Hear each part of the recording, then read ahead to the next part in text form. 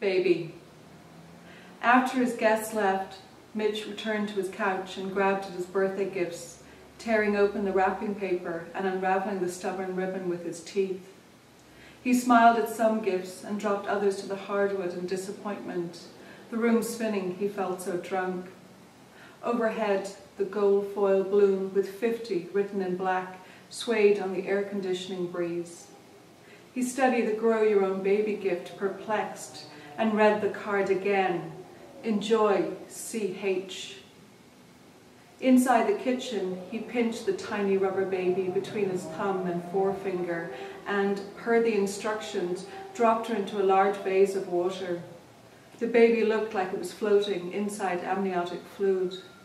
Who'd have given him such a strange gift? The swirl of repulsion and alcohol made him feel nauseated. He stared at the naked baby, animated and so lifelike inside the water. The initials CH swam in his head, initials that seemed to belong to the baby and not to the gift giver. Stomach acid burned his chest, the baby too much to digest on top of all the food and drink. He thought of that musical his ex, Helen, had dragged him to shortly before they broke up, A Christmas Carol. Had Helen given him the fake baby? The gift supposed to act like the ghost of Christmas past and rewind his history, show him all his mistakes. He stumbled upstairs to bed, rubbing his chest and belching. Mitch returned to the kitchen the next afternoon, his mouth parched and his head thumping. He swore at the mess from the party and at the Tucson sunlight slanting painfully through the window. His vision adjusted to the brightness and he cried out. Overnight, the baby had outgrown the vase of water. It lay slumped over the glass mouth, dangling above the cluttered countertop like a corpse. When he reached for the baby and looked into her face, she seemed real, like a newborn, except lovelier. The ticking of his gold watch, his birthday gift to himself, sounded like her heart. He phoned Dan and asked him to get right over. Dan protested, hungover and still a little drunk.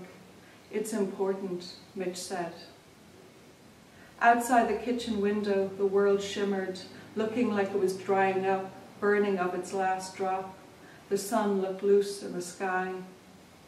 He remembered one Halloween he broke a whole packet of crayons into pieces and placed them on top of a pumpkin. His mother used her hairdryer on the crayons, melting them over the giant orange fruit, like it was bleeding in rainbow.